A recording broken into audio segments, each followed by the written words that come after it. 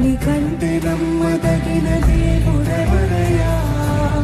నీవుంటే నాకు ఏ భయము లేదయ్యా. నీకంటే నమ్మదగిన దేవుడెవరయ్యా? నీవుంటే